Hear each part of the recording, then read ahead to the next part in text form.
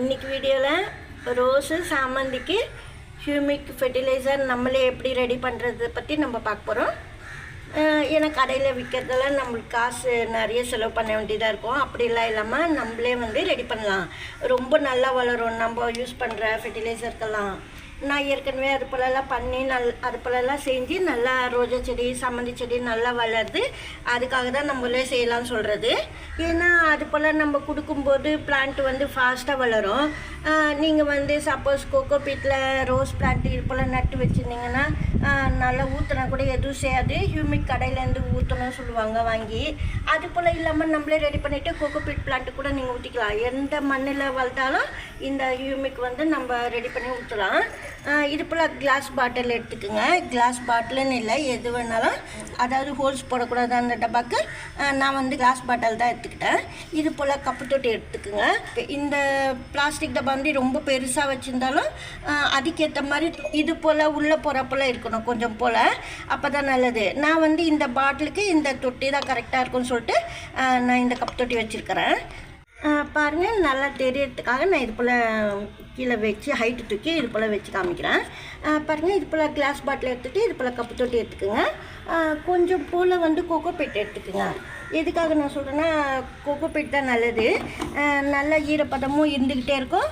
நுண்ணு இதெல்லாம் நல்லா பெருகி செடி நல்லா வளரும். இந்த ஹியூமிக்காக சொல்கிறேன் நான். இது போல் நீங்கள் எடுத்துக்கிட்டு பாருங்கள், இந்த கப்பு தொட்டியில் நீங்கள் போடணும்.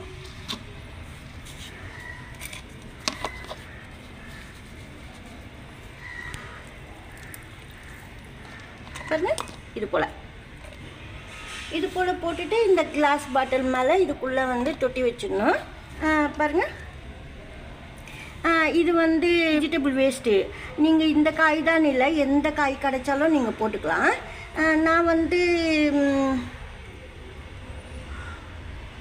இது போல் முள்ளங்கி தோல் போட்டிருக்கேன். முள்ளங்கி தோல் இது புடலங்காவும் முள்ளங்கியும் கொஞ்சம் பனானா பீல்ஸு அது கொஞ்சம் போல் நான் போட்டிருக்கேன். ஏன்னா கண்டிப்பாக இருக்கணும்னு சொல்லிட்டு. இது நான் இவ்வளோ சின்ன தொட்டியில் எதுக்காக நான் பண்ணுறேன்னா, ஒரு வாரம் கழித்து உள்ளே போய்டும். நம்ம இன்னும் கூட போட்டுக்கலாம். அது போல் டெய்லி போடும்போது கொஞ்சம் கொஞ்சம் போல் உள்ளே போய்டும். நம்ம இதில் கூட செஞ்சுக்கலாம். நான் சும்மா சின்ன தொட்டியில் உங்களுக்கு செஞ்சு காமிக்கிறேன். நானும் இதில் தான் செஞ்சுன்னு இருக்கேன் இப்போதைக்கு. வேறு பெரிய பெரிய பக்கெட்லலாம் வச்சுருக்கேன். இருந்தாலும் இது போல் இப்போ செஞ்சுருக்கேன். வெண்டைக்காய் வேஸ்ட்டு, கேரட் பீல்ஸ் எல்லாமே போட்டிருக்கேன். பாருங்கள், இது போல் நம்ம போட்டதுக்கப்புறமா கொஞ்சமாக கோகோ பீட் போட்டுக்கணும். நீங்கள் எதுக்காகனா அந்த மண் மூடி வைப்போம். அதுக்கு பதில் நம்ம கோகோ பீட் போடுறோம். கொஞ்சம் போல் அலுவீரா கூட போட்டிருக்கேன். இது போல் கோகோ பீட் மூடி வைக்கணும். இப்போ நம்ம நல்லா இந்த அளவுக்கு போட்டுட்டு நல்லா அழுத்தி விடணும். அப்போ தான் நல்லது. ஏன்னா நாளைக்கு மறுநாள் உங்களுக்கு கொஞ்சம் உள்ளே இறங்கிடும். நம்ம இன்னும் கூட காய்கறி போட்டுக்கலாம் இதில். அப்படி இது போல் போட்டுட்டு நம்ம நல்லா அந்த கிளாஸில் கொஞ்சம் இறங்காமல் நீங்கள் கோகோ பீட்டு போட்டுக்கணும்.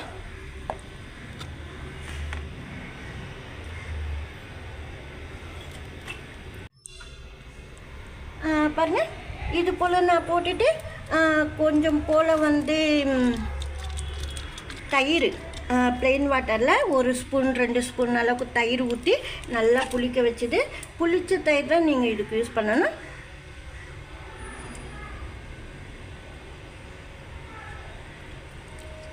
இது போல் ஊற்றணும். இப்போ நாளைக்கே இது கொஞ்சம் உள்ளே இறங்கிடும். 2 டேஸில் உள்ளே இறங்கிடும். நீங்கள் திருப்பி கோகோ பீட்டு கொஞ்சம் காய்கறி அது போல் போட்டுட்டு மூடி வச்சிடணும் கோகோ பீட்டு. அப்போ தான் நல்லது. சீக்கிரமாக மக்கி எருவாகும், ஃபெர்டிலைசரும் மேலே ரெடியாகும், கீழே ஹியூமிக் ரெடியாகும்.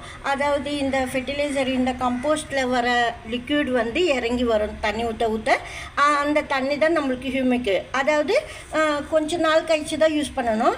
ஒரு 30 டேஸ்க்கு அப்புறம் நம்ம இதில் ஒரு லிக்விட் வரும். அது ஒரு இன்னும் 20 டேஸ் வச்சுருந்து ஊற்றலாம். இல்லைன்னா நீங்கள் கொஞ்சம் போல் அப்படியே கூட யூஸ் பண்ணிக்கலாம். நான் கொஞ்ச நாள் கழிச்சு தான் எடுக்கிறேன், உடனே எடுக்காமல். ஹியூமிக் ஃபெர்டிலைசர் வந்து லிக்விட் ஃபெர்டிலைசர் வந்து நம்ம வாங்குவோம். ஆனால் நான் என்ன சொல்கிறேன்னா, இது போல் நீங்கள் ரெடி பண்ணிட்டு ஹியூமிக் லீக் ஆகும், அதாவது இந்த தண்ணியாக லீக் ஆகும் லிக்விடு, அதுதான் ஹியூமிக் ஆசிடு. இது போல் நீங்கள் போட்டுட்டு டெய்லி வந்து தண்ணி ஸ்ப்ரே பண்ணணும், ப்ளெயின் வாட்ரு. அதாவது ரைஸ் வாட்டர் வந்து 1 வீக் ஒன்ஸு ஸ்ப்ரே பண்ணலாம், மோர் 1 வீக் ஒன்ஸு ஸ்ப்ரே பண்ணலாம் கோகோபீட்டில், காய்கறியில். அது போல் ப்ளெயின் வாட்டரும் ஒரு வாட்டி நீங்கள் ஊற்றணும் பாருங்கள். இது போல் நல்லா கவர் பண்ணிடணும். இது போல் நல்லா மூடி வைக்கணும், இல்லைன்னா துணி ஏதாவது கட்டி வைக்கணும். நம்ம தண்ணி ஊற்ற இதில் வந்து ரொம்ப தண்ணி இறங்கி வரும். அந்த தண்ணி தான் கொஞ்சம் நாள் கழித்து நம்ம யூஸ் பண்ணுறது.